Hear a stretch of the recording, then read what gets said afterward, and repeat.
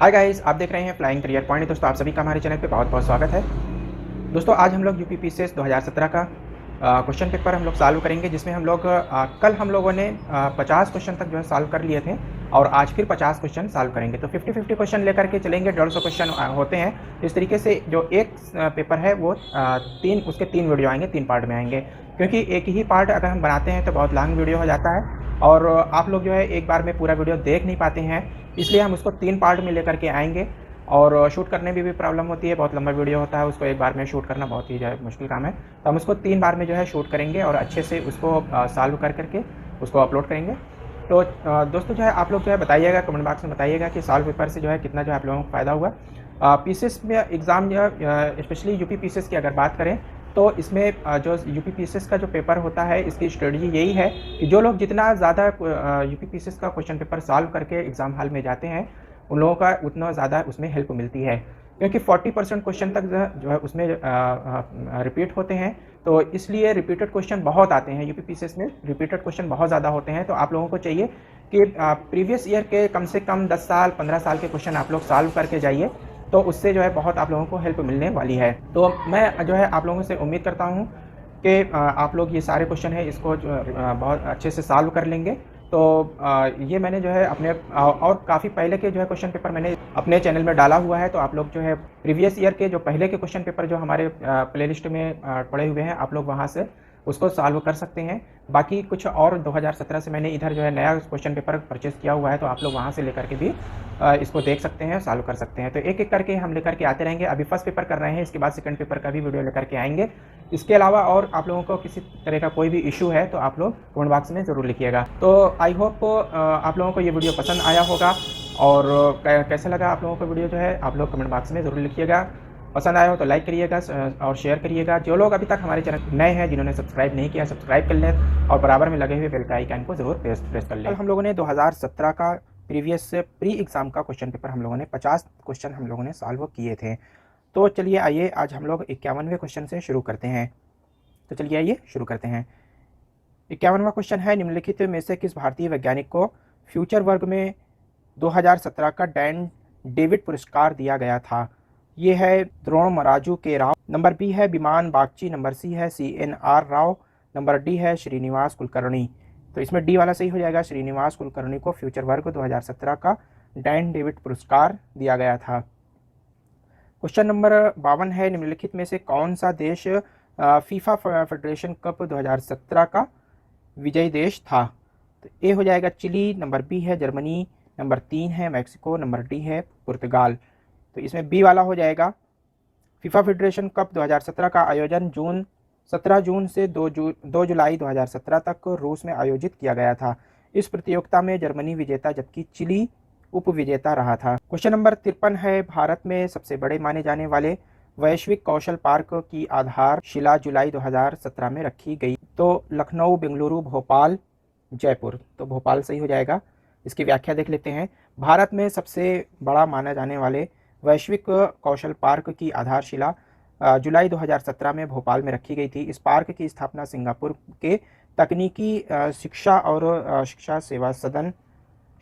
सेवा संस्थान ITEES की मदद से की गई थी। क्वेश्चन नंबर 54 है, जून 2017 में मानव संसाधन मंत्रालय द्वारा गठित राष्ट्रीय शिक्षा नीति पैनल के अध्यक्ष हैं KJ अल्फोंस, नंबर बी है राम शंकर कुरील, नंबर सी है K कस्तूरी रंगन, नंबर डी है MK श्रीधर। तो इसमें सी वाला सही हो जाएगा, K कस्तूरी रंगन। व्याख्या है, जून 2017 में पूर्व इसरो प्रमुख और पद्म विभूषण पुरस्कार प्राप्तकर्ता कृष्ण स्वामी कस्तूरी रंगन को राष्ट्रीय शिक्षा नीति का अंतिम मसौदा तैयार करने के लिए समिति के अध्यक्ष के रूप में नियुक्त किया गया। क्वेश्चन नंबर 15 है, मई 2017 में उद्घाटन किए गए ढोल सदिया पुल की लंबाई लगभग है 12.15 किलोमीटर, नंबर बी है 11.15 किलोमीटर, सी है 10.15 किलोमीटर, डी है 9.15 किलोमीटर। तो डी वाला सही हो जाएगा, 9.15 किलोमीटर। यह लोहित नदी पर बनाया गया है। यह उत्तर पूर्व के 2 राज्यों असम और अरुणाचल प्रदेश को आपस में जोड़ता है। नंबर 56 है, भारत की प्रथम सेमी हाई स्पीड ट्रेन तेजस चलेगी। प्रथम सेमी हाई स्पीड ट्रेन तेजस चलेगी। दादर तथा कामथे के बीच में, ठाणे तथा कोलाड के बीच, मुंबई तथा करमाली के बीच, मुंबई तथा पुणे के बीच। सी वाला हो जाएगा मुंबई तथा करमाली के बीच में ये चलेगी। इसकी व्याख्या देख लेते हैं। भारत की पहली सेमी हाई स्पीड ट्रेन तेजस की शुरुआत 24 मई 2017 को हुई। यह मुंबई से करमाली गोवा के बीच चलती है। क्वेश्चन नंबर 57, शंघाई सहयोग संगठन का शिखर सम्मेलन जिसमें भारत को पूर्ण सदस्य के रूप में शामिल किया गया संपन्न हुआ था। उफा में, दुशांबे में, ताशकंद में, अस्ताना में। तो डी वाला सही हो जाएगा, अस्ताना में। शंघाई सहयोग संगठन का शिखर सम्मेलन जिसमें भारत को पूर्ण सदस्य के रूप में शामिल किया गया अस्ताना में संपन्न हुआ। शंघाई सहयोग संगठन की स्थापना वर्ष 2001 में हुई थी। प्रारंभ में इसके सदस्य चीन, रूस, कजाकिस्तान, किर्गिस्तान, ताजिकिस्तान और उज्बेकिस्तान थे। क्वेश्चन नंबर 58 है, नवे ब्रिक्स शिखर सम्मेलन का मेजबान देश है। चीन, रूस, ब्राज़ील, दक्षिण अफ्रीका। तो इसका ए वाला सही हो जाएगा, चीन। चीन नवे ब्रिक्स शिखर सम्मेलन का मेजबान देश है। 59 है, शहरी विकास मंत्रालय द्वारा मई 2017 में जारी की गई सूची के अनुसार निम्नलिखित में से किस शहर को सर्वाधिक गंदा शहर का दर्जा दिया गया था? मेरठ, गाजियाबाद, गोंडा, शाहजहांपुर। तो गोंडा को शहरी विकास मंत्रालय द्वारा मई 2017 में जारी सूची के अनुसार गोंडा यानी कि जो उत्तर प्रदेश का ज़िला है को सर्वाधिक गंदा शहर का दर्जा दिया गया, जबकि मध्य प्रदेश के इंदौर को सर्वाधिक स्वच्छ शहर का दर्जा दिया गया। दूसरा स्वच्छ शहर भोपाल रहा है। 60, क्वेश्चन नंबर 60 है 60, निम्नलिखित में से किसे 2016 के सरस्वती सम्मान से सम्मानित किया गया? नंबर ए है पद्म सचदेव, नंबर बी है गोविंद मिश्र, नंबर सी है सुरजीत पाटर, नंबर डी है महाबलेश्वर सैल। तो डी वाला हो जाएगा, महाबलेश्वर सैल को 2016 में सरस्वती सम्मान से सम्मानित किया गया। फिर 61 है, विश्व जनसंख्या दिवस 2017 की विषय वस्तु है। बी काउंटेड से राष्ट्र यूनिट, नंबर बी है investing in teenage girls, C है vulnerable population in emergency, number D है family planning empowering people developing nations. तो डी वाला हो जाएगा, विश्व जनसंख्या दिवस 2017 की विषय वस्तु है family planning empowering people developing nation. फिर है 62 नंबर, निम्नलिखित में से किस राज्य में जापानी इंसेफ्लाइटिस अनुसंधान केंद्र स्थापित किया जाने वाला है? मध्य प्रदेश, उत्तर प्रदेश, राजस्थान, पंजाब। तो उत्तर प्रदेश हो जाएगा। उत्तर प्रदेश में जापानी इंसेफ्लाइटिस अनुसंधान केंद्र स्थापित किया जाएगा।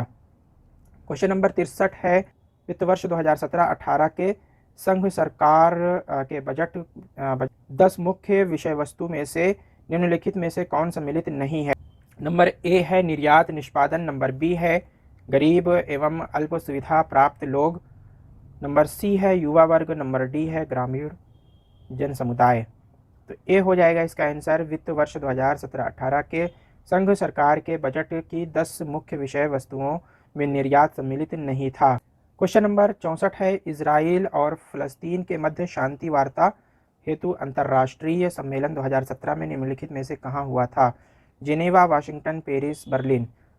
तो सी सही हो जाएगा, पेरिस। इजराइल एवं फ़लस्तीन के मध्य शांति वार्ता हेतु अंतर्राष्ट्रीय सम्मेलन जनवरी 2017 में पेरिस में आयोजित किया गया। इस सम्मेलन में कुल 70 देशों के प्रतिनिधियों ने हिस्सा लिया। क्वेश्चन नंबर 65, ऑस्ट्रेलियाई ओपन बैडमिंटन सुपर सीरीज में पुरुष एकल का खिताब जीतने वाला प्रथम भारतीय कौन?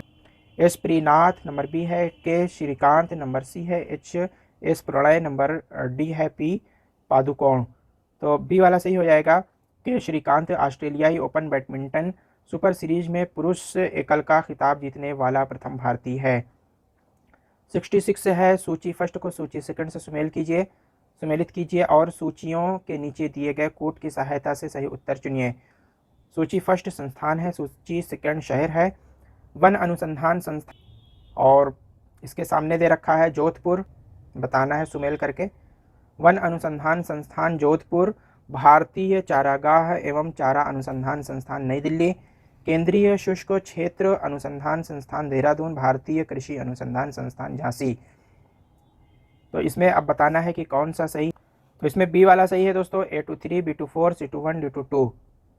तो A23 में हो जाएगा वन अनुसंधान संस्थान देहरादून में, भारतीय चारागाह एवं चारा अनुसंधान संस्थान B24 हो जाएगा, B24 हो जाएगा झांसी, और C21 केंद्रीय शुष्क क्षेत्र अनुसंधान संस्थान जोधपुर, और D22 हो जाएगा भारतीय कृषि अनुसंधान संस्थान नई दिल्ली। क्वेश्चन नंबर 67 है, किस राज्य सरकार ने सरकार की उपलब्धियों को प्रदर्शित करने के लिए वेब आधारित मंच प्रतिबिंब मार्च 2017 में शुरू किया? नंबर ए है महाराष्ट्र, बी है मध्य प्रदेश, सी कर्नाटक, डी तमिलनाडु। तो सी वाला हो जाएगा कर्नाटक सरकार ने प्रतिबिंब नाम के एक डैशबोर्ड की शुरुआत मार्च 2017 में की थी, जो सरकार की उपलब्धियों, कार्य क्षमताओं को वेब आधारित मंच से प्रदर्शित करता है। क्वेश्चन नंबर 68 है, UN sustainable development solution network द्वारा 2017 में प्रकाशित विश्व प्रसन्नता रिपोर्ट के अनुसार निम्नलिखित में से कौन सा देश विश्व में सर्वांग रूप से सर्वाधिक संपन्न है? Iceland, Denmark, Switzerland, Norway. तो व्याख्या डी हो जाएगा इसका, डी आंसर सही है। व्याख्या देख लेते हैं। UN sustainable development solution network द्वारा 2017 में प्रकाशित विश्व प्रसन्नता रिपोर्ट के अनुसार नॉर्वे सर्वाधिक प्रसन्न देश है, दूसरा स्थान डेनमार्क और तीसरा स्थान आइसलैंड का था। इस सूची में भारत का स्थान 122वां था। 69 अधोलिखित में से कौन सा जीव से जैवमंडल तक जैविक संगठन का सही क्रम है? इसमें जो है सी वाला सही है। जनसंख्या, समुदाय, पारिस्थितिकी तंत्र, भूदृश्य, ये इसका सही क्रम है। फिर क्वेश्चन नंबर 70 है, निम्न में से कौन सा तंत्र सही सुमेलित नहीं है? Carbon dioxide thermal power station, chloride, chlorofluorocarbon automobile, nitrous oxide जलमग्न धान के खेत, सल्फर ऑक्साइड ईंट के भट्टे। तो बी वाला हो जाएगा क्लोरोफ्लोरोकार्बन ऑटोमोबाइल, ये सही सुमेलित नहीं है। ये क्लोरोफ्लोरोकार्बन है, ये जेट विमान होते हैं, जेट प्लेन होते हैं, उसमें से निकलता है। इसके अलावा फ्रीज है और एसी है, इससे क्लोरोफ्लोरोकार्बन का बहुत ज़्यादा मात्रा में ये उत्सर्जन होता है। बाकी इसमें जितने भी आंसर हैं वो सब सही हैं, और ऑटोमोबाइल से क्लोरोफ्लोरोकार्बन नहीं निकलता है। क्वेश्चन नंबर 71 है, हवा में तैरते हुए श्वसनीय सूक्ष्म कणों का आकार होता है? जो हम देखते हैं कि जब हम हवा में जो है जब हम सांस ले रहे होते हैं तो कभी कभी हमको बहुत छोटे छोटे जो है सूक्ष्म कण दिखाई देते हैं। तो उसका जो है साइज़ इसमें जो है पूछ रहा है कि सांस लेने वाली हवा में जो सूक्ष्म कण होते हैं उनका साइज़ क्या होता है? तो 7 माइक्रोन से अधिक, 6 माइक्रोन से अधिक, 5 माइक्रोन से अधिक और 5 माइक्रोन से कम।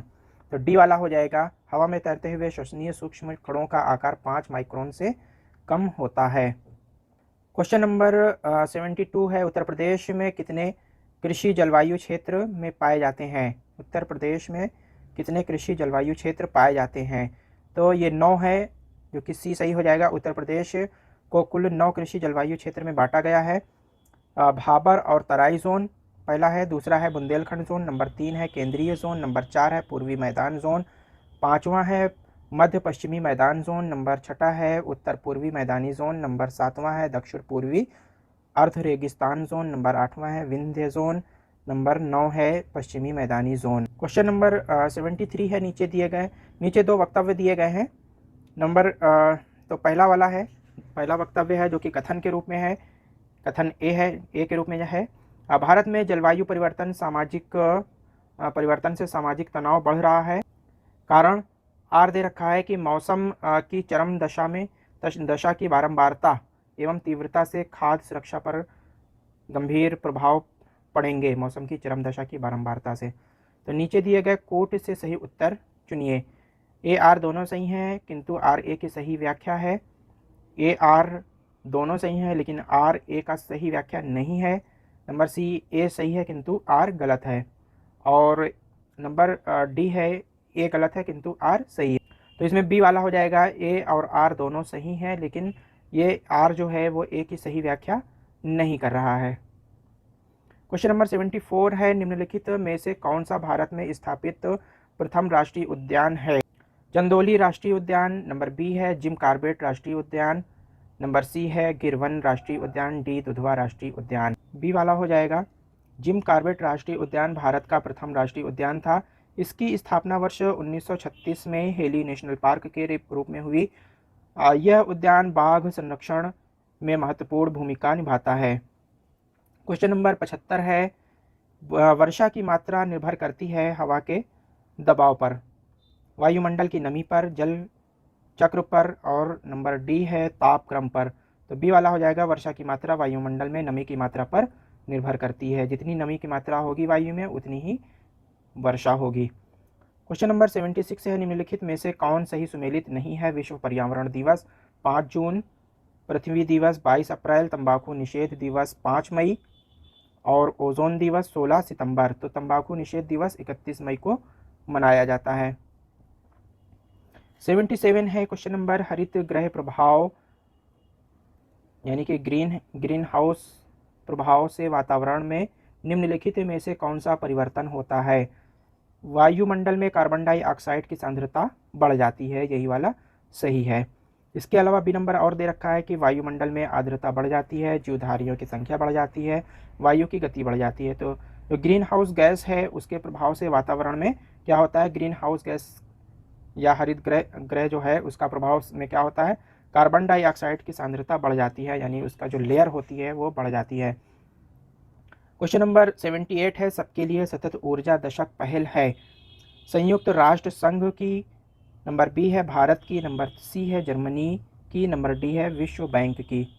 सबके लिए सतत ऊर्जा दशक, तो ए वाला सही है, संयुक्त राष्ट्र संघ की। सबके लिए सतत ऊर्जा दशक पहल संयुक्त राष्ट्र संघ द्वारा शुरू की गई।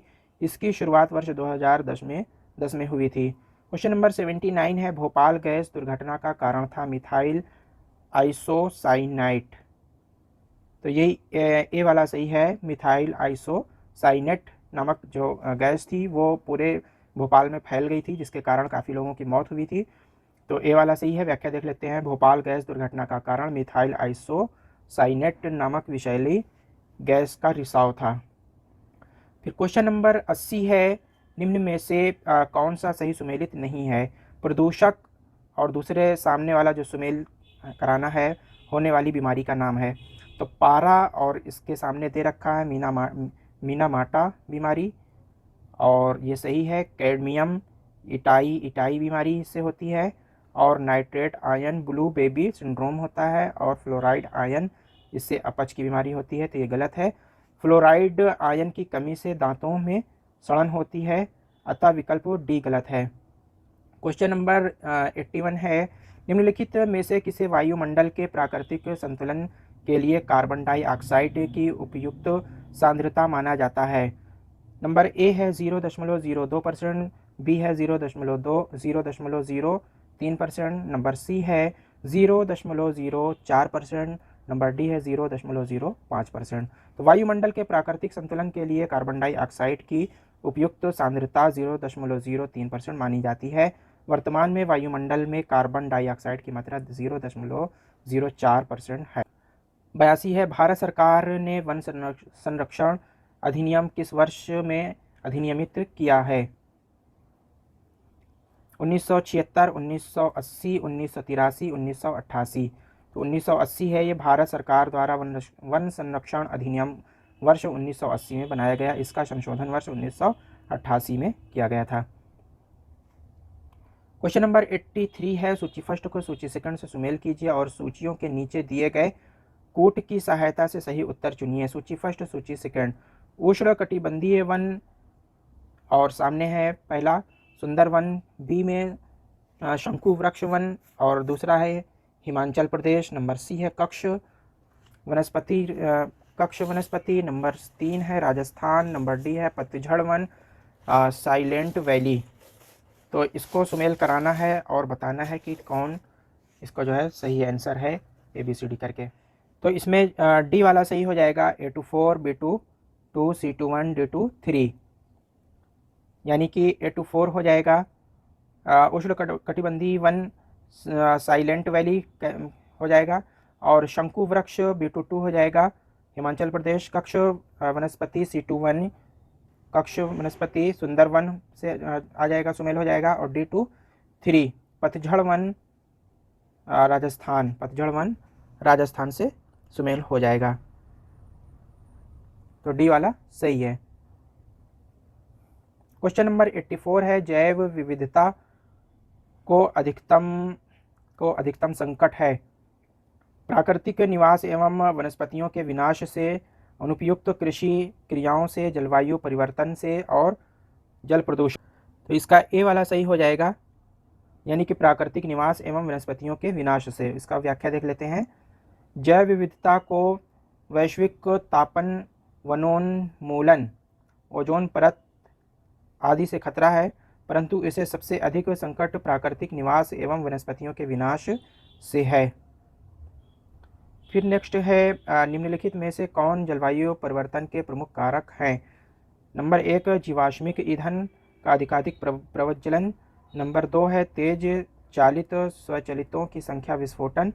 नंबर 3 है सौर धधक में वृद्धि। नंबर 4 अत्यधिक वनोन्मूलन।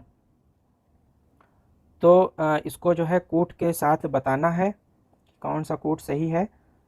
ए टू कूट में दिए गए हैं, नीचे दिए गए कूट द्वारा सही उत्तर चुनिए। कूट ए है दूसरा तथा तीसरा, बी है पहला दूसरा चौथा, सी है पहला दूसरा तीसरा चौथा, डी है पहला और चौथा। तो इसमें बी वाला सही हो जाएगा, पहला दूसरा और चौथा। जलवायु परिवर्तन के कारण जीवाश्मिक ईंधनों का अधिकाधिक प्रज्वलन, तेज चालित स्वचालितों की संख्या विस्फोटन और अत्यधिक वनोन्मूलन, सौर धधक में वृद्धि जलवायु परिवर्तन का प्रमुख कारण नहीं है। क्वेश्चन नंबर 86 है, निम्न में से कौन सा सही सुमेलित नहीं है? नील हरित शैवाल, धान, राइजोबियम लेग्यूमिनिसोरम, मटर, एजोटोबैक्टर, गेहूँ, अजोला, मक्का। तो इसमें डी वाला जो है क्या है कि सुमेलित नहीं है।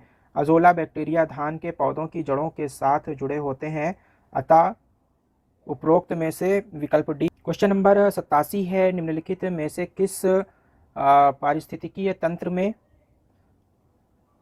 पौधों का जैविक पदार्थ अधिकतम? उष्णकटिबंधीय पतझड़ वन। नंबर बी है उष्णकटिबंधीय वर्षा वन। नंबर सी है उष्ण शीतोष्ण पतझड़ वन। नंबर डी है रेगिस्तानी झाड़ियाँ। तो 87 का बी हो जाएगा। उष्णकटिबंधीय वर्षा वनों की पारिस्थितिकीय तंत्र में पौधों का जैविक पदार्थ अधिकतम होता है।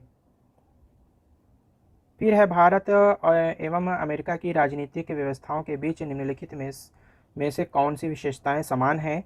अवशिष्ट शक्तियां केंद्र के पास हैं, अवशिष्ट शक्तियां राज्यों के पास हैं, और राष्ट्रपति के पास पॉकेट वीटो की शक्ति है।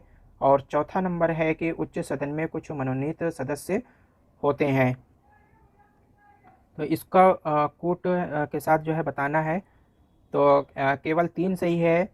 ए नंबर, बी नंबर है 3 तथा 4, सी है 2 3 4, डी है 1 3 4। तो इसमें आप लोगों को सही बताना है कौन सा सही है। तो इसमें ए वाला जो है सही हो जाएगा, केवल 3 सही है। अमेरिका में अवशिष्ट शक्तियां राज्यों को प्रदान की गई हैं, जबकि भारत में संघ को अमेरिकी उच्च सदन में कोई मनोनीत सदस्य नहीं होता, अपितु प्रत्येक राज्य के केवल 2 प्रतिनिधि होते हैं। क्वेश्चन नंबर 89 है, भारतीय संविधान में राज्यों का संघ की संकल्पना को प्राप्त किया गया है। नंबर ए है अमेरिका के संविधान से, नंबर बी है ऑस्ट्रेलिया के संविधान से, सी है ब्रिटिश नॉर्थ अमेरिका संविधान से, डी है स्विट्जरलैंड के संविधान से। तो सी वाला सही हो जाएगा। भारतीय संविधान में राज्यों का संघ की संकल्पना ब्रिटिश अधिनियम से, ब्रिटिश नॉर्थ अमेरिका अधिनियम से लिया गया है। इसके बाद क्वेश्चन नंबर 90 है, लोकसभा का अधिवेशन गठित करने हेतु गणपूर्ति यानी कि कोरम कितनी है? तो इसमें जो है बी वाला सही हो जाएगा। सदनों के सदस्यों की कुल संख्या का 10वां भाग होना चाहिए। लोकसभा का अधिवेशन गठित करने हेतु गणपूर्ति कोरम कुल सदस्यों का 10वां भाग होना चाहिए। क्वेश्चन नंबर 91 है, सूची फर्स्ट को सूची सेकंड से सुमेल कीजिए तथा नीचे दिए गए कोट से सही उत्तर चुनिए। सूची फर्स्ट और सूची सेकंड, न्यायिक पुनरीक्षण शक्ति का परिसीमन 61वां संशोधन। नंबर बी है संपत्ति के अधिकार को मौलिक अधिकार से हटाया जाना 42वां संशोधन। फिर है मताधिकार की आयु 21 वर्ष से घटाकर 18 वर्ष किया जाना 38वां संशोधन। और उद्देशिका डी नंबर है उद्देशिका में पंथ निरपेक्ष शब्द का जोड़ा जाना, 44वां संशोधन। तो इसमें बताना है कि ABCD करके अब है कूट, तो कौन सा सही है। तो इसमें सी वाला जो है सही हो जाएगा, A23, B24, C21, D22। A23 का मतलब हो जाएगा कि न्याय पुनरीक्षण शक्ति का परिसीमन, 44वां संशोधन कहलाएगा। और B24 में हो जाएगा यानी कि संपत्ति के अधिकार को मौलिक अधिकार से हटाया जाना, ये 44वां संशोधन था। और C21 मताधिकार की आयु 21 वर्ष से 18 वर्ष से घटाया जाना, ये पहला 61वां संशोधन जो है कहलाएगा। और D22 यानी कि उद्देशिका में पंथ निरपेक्ष शब्द का जोड़ा जाना, ये 42वां संशोधन था। इसके बाद 92 में आ जाते हैं, क्वेश्चन नंबर 92। सूची फर्स्ट को सूची सेकंड से सुमेल कीजिए तथा नीचे दिए गए कोड से सही उत्तर चुनिए। सूची फर्स्ट में राज्य है, सूची सेकंड में राज्य सभा के सदस्यों की संख्या। तो इसमें दे रखा है कि गुजरात के सामने 9, कर्नाटक 11, केरल 12, ओडिशा 10। तो कोड में बताना है कि कौन सा सही है। तो इसमें जो है A22 हो जाएगा, B23, C21, D24 हो जाएगा, यानी कि इसमें सी वाला सही हो जाएगा, सी वाला सही है। नीचे दिए गए नीचे दो वक्तव्य दिए गए हैं। अभिकथन ए, चुनाव की घोषणा होते ही राजनीतिक दल को आदर्श आचार संहिता का पालन करना होता है। इसके बाद कारण दे रखा है आर, आदर्श आचार संहिता को संसद में अधिनियमित किया गया था। नीचे दिए गए कोड से सही उत्तर का चयन कीजिए। ए आर दोनों सही हैं तथा आर ए का सही स्पष्टीकरण है। बी है ए आर दोनों सही है, आर ए का सही स्पष्टीकरण नहीं है। सी ए सही, ए सत्य है, आर असत्य है। और डी है ए असत्य है, आर सत्य है। तो इसमें सी वाला सही है। आदर्श आचार संहिता चुनाव के दौरान स्वास्थ्य आचार संहिता, आचार व्यवहार और प्रतियोगिता बनाए रखने के लिए चुनाव आयोग द्वारा जारी किया जाने वाला दिशा निर्देश है। आदर्श आचार संहिता का निर्माण चुनाव आयोग विभिन्न राजनीतिक दलों से विचार विमर्श करके जारी करता है। क्वेश्चन नंबर 94 है, नीचे दो वक्तव्य दिए गए हैं। तो अभिकथन ए है, भारत में न्यायिक पुनरीक्षण का क्षेत्र सीमित है। कारण आर, भारतीय संविधान में कुछ उधार की वस्तुएं हैं। सही उत्तर का चयन नीचे दिए गए कोड की सहायता से करें। ए आर दोनों सत्य है, आर ए का सही स्पष्टीकरण है। नंबर बी, ए आर दोनों सत्य है लेकिन आर ए का सही स्पष्टीकरण नहीं है। ए सही है तथा आर गलत है, ए गलत है, आर सही है, यानी कि बी सही है। इसमें भारत के न्यायिक पुनरीक्षण का क्षेत्र सीमित है क्योंकि यह कुछ निश्चित आधारों पर ही हो सकता है, जैसे मूल अधिकारों का उल्लंघन, उस प्राधिकरण की क्षमता के बाहर जो इसे तैयार कर रहा है, और यह संविधान के प्रावधानों का उल्लंघन हो। फिर है, निम्न में से कौन सरकारिया आयोग का सदस्य था। तो इसमें सी वाला सही है, डॉक्टर एस आर सेन। फिर है 96 नंबर, प्रोटेम स्पीकर किसे नियुक्त किया जाता है। तो इसमें जो है सी वाला हो जाएगा, नवनिर्वाचित लोकसभा के वरिष्ठतम सदस्यों में से एक को प्रोटेम स्पीकर चुना जाता है। प्रोटेम स्पीकर नवनिर्वाचित लोकसभा के वरिष्ठतम सदस्यों में से एक को नियुक्त किया जाता है। 97 है, बुलक कैपिटलिस्ट यानी कि बैल पूंजीपति किसे कहा जाता है। तो इसमें सी वाला सही है, उन किसानों को जिनके पास कुछ साधन तो हैं पर धनाढ्य नहीं है। इसकी व्याख्या देख लेते हैं। बुलक कैपिटलिस्ट वैसे किसानों को कहा जाता है जिनके पास इतनी संपत्ति है कि वे इससे स्वरोजगार को प्राप्त कर सकें और एक जोड़ा बैलों को भी पाल सकते हैं। इनके पास बड़ी पूंजी का अभाव होता है। क्वेश्चन नंबर 98 है, राज्यसभा का सर्वप्रथम गठन किस वर्ष हुआ।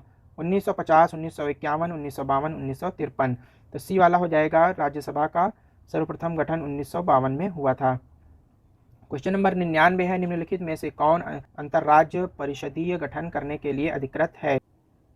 संसद, राष्ट्रपति, लोकसभा का अध्यक्ष और प्रधानमंत्री। तो बी वाला है, राष्ट्रपति।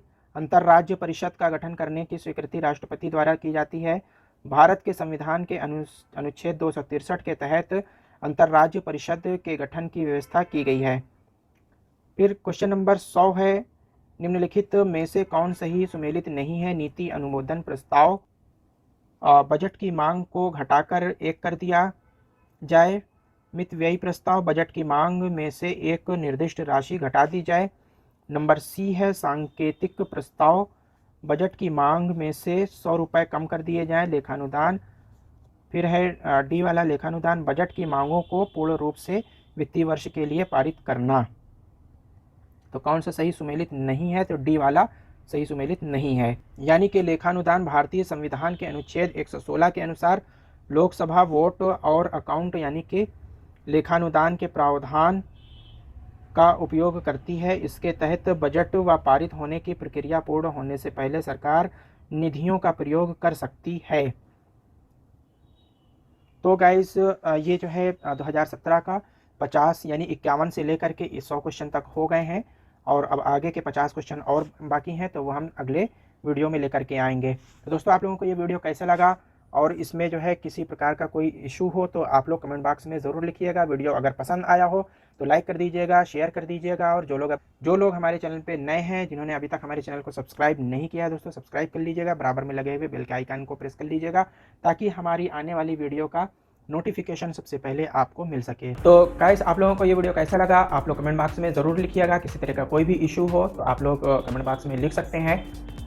और वीडियो में जो है और किस तरीके का जो है मैटर आप लोगों को चाहिए आप लोग जो है कमेंट बॉक्स में ज़रूर लिखिएगा। इस बार काफ़ी अच्छी वैकेंसी आई हुई है। जितना ज़्यादा आप लोग क्वेश्चन पेपर सॉल्व कर लेते हैं उतने अच्छा आप लोगों को प्री के एग्ज़ाम में आप लोगों को रिजल्ट मिलेगा। तो आप लोग कोशिश करिए कि ज़्यादा से ज़्यादा क्वेश्चन पेपर को सॉल्व कर लें और रिपीटेड क्वेश्चन बहुत ज़्यादा होते हैं तो आप लोगों को बहुत ज़्यादा हेल्प मिलने वाली है। तो हम अगली वीडियो में जल्दी ही मिलेंगे। Thank you very much. I will meet again soon.